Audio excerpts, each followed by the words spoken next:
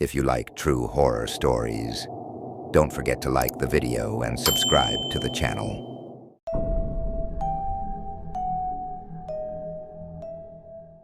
I always thought my neighborhood was normal.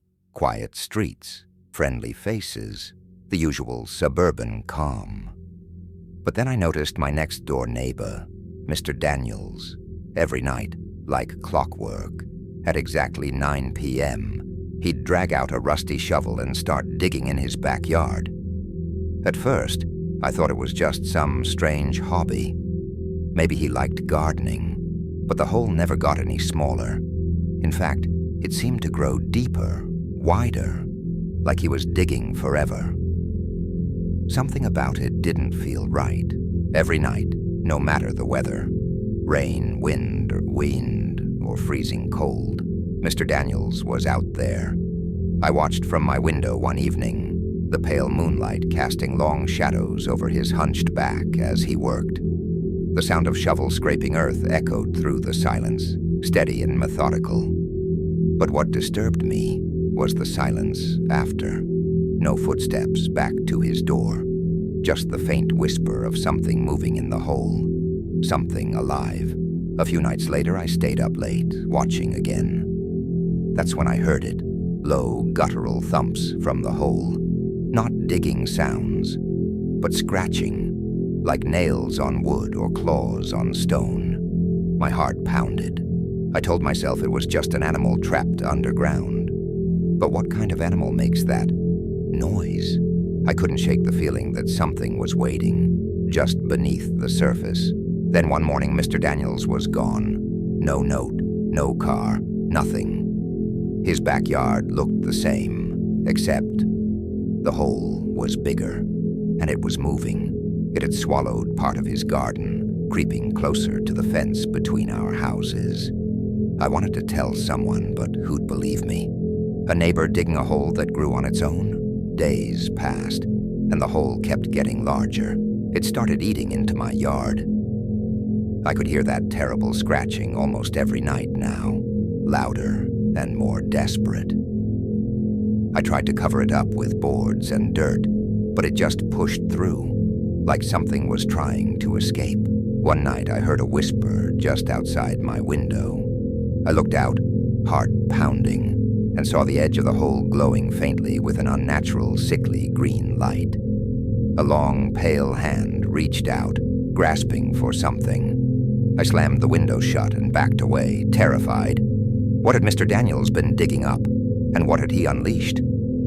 I tried talking to other neighbors, but everyone avoided the topic. Some said they heard strange noises, too. Others claimed they saw shadowy figures lurking near the hole after dark. One old man told me stories about the land, about something buried there decades ago, something they tried to hide forever. And now it was free. One night, I woke to the ground shaking beneath my feet. The hole had grown overnight, right up to my front porch. I heard scraping and scratching right outside the door, like claws trying to tear through wood. I barricaded myself inside, but I knew it was only a matter of time before whatever was down there got through. That night I stayed up, flashlight in hand, watching the hole. I saw something emerging, shapes that twisted and writhed, too monstrous to be human. The thing that had been buried underground was no longer content to stay hidden. It wanted out, and it wanted me. I grabbed what I could and fled. I don't know where I went, only that I had to get as far away as possible. When I looked back once, the hole was closing, like it was swallowing itself whole. But the sound of scratching never really stopped. I don't live there anymore. But sometimes, when I'm alone at night, I still hear faint digging sounds, and I wonder if the hole ever stopped growing, or if it's waiting for someone else to dig it up again. If you ever see a neighbor digging at night, don't watch. Don't ask questions. Just walk away, because some holes are better left buried.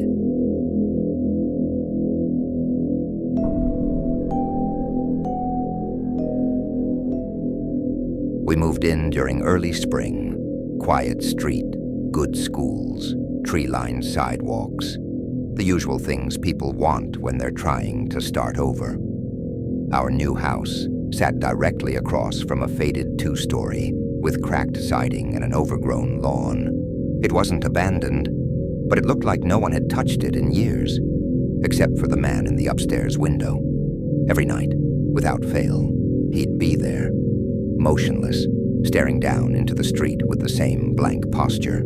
I first noticed him during a late-night unpacking session. I stepped out onto our porch to catch some air, and there he was, just standing there, perfectly still, his face shadowed, features unreadable.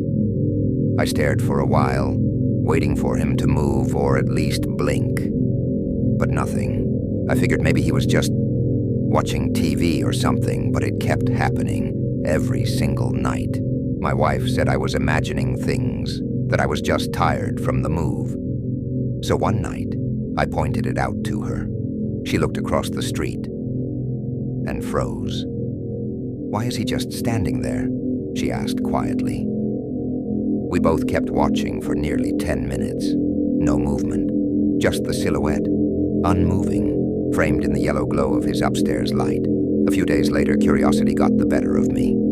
I borrowed my son's old binoculars, waited until nightfall, and when the light came on across the street, I raised them to my eyes.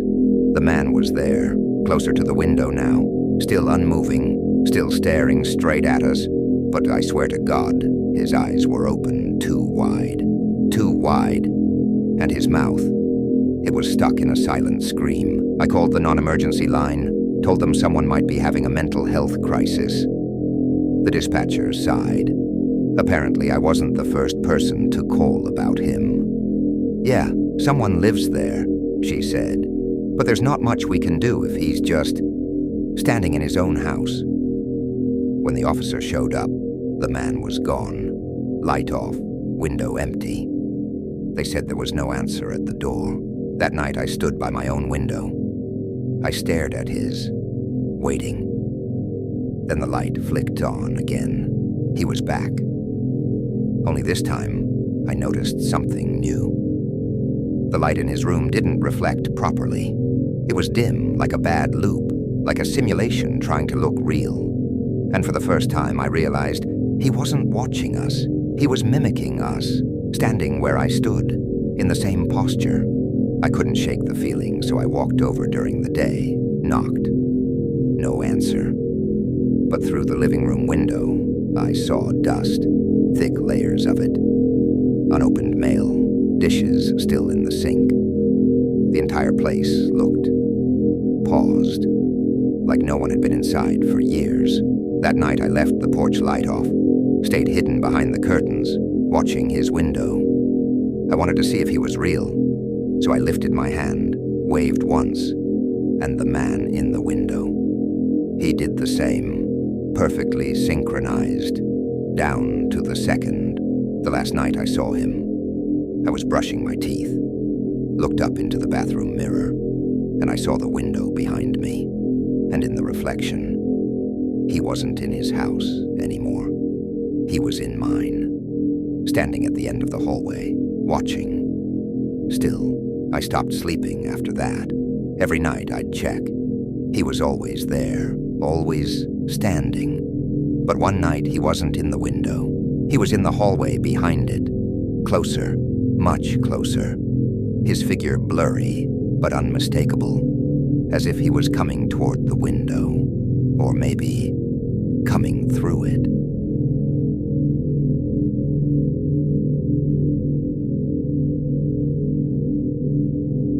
I moved into the duplex 2 weeks ago. It was old, with creaky floors and walls that whispered in the dark. But the rent was cheap, and the neighborhood seemed quiet enough.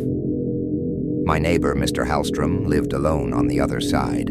An older man, kept to himself, except for the noises. Every night, soft dragging sounds like furniture scraping the floor. Then came the thuds, always at 2:13 a.m. One morning I saw him through our shared kitchen window. He stood by his sink, completely still, just staring at his wall. I waved. He didn't move. But that night, taped to my front door, was a note, handwritten in shaky script. Don't ask about the basement. No greeting, no signature.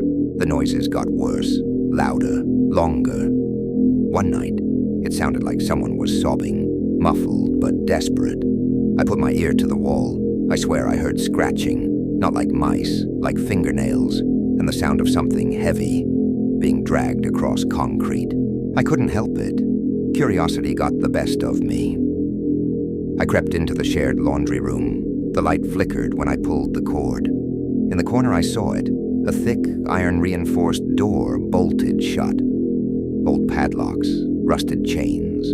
The air around it felt colder, heavy. There were deep claw marks in the concrete floor leading to the door.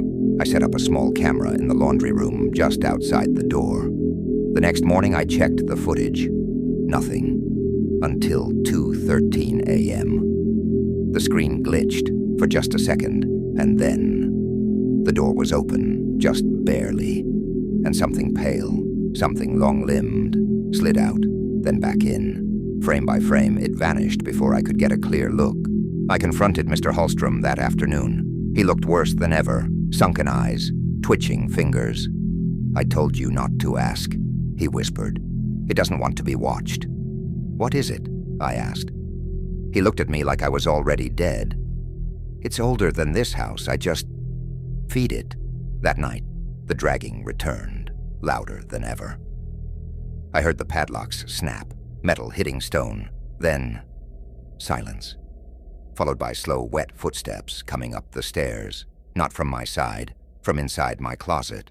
I ran, but no matter where I turned, bathroom, kitchen, hallway, I heard breathing, low, croaking. Then I saw the shadows move, stretching across the ceiling like veins. It wasn't outside the basement anymore. It was in the walls. I called the police, but when they arrived, the basement door was sealed again, chains untouched, no claw marks, no dragging sounds.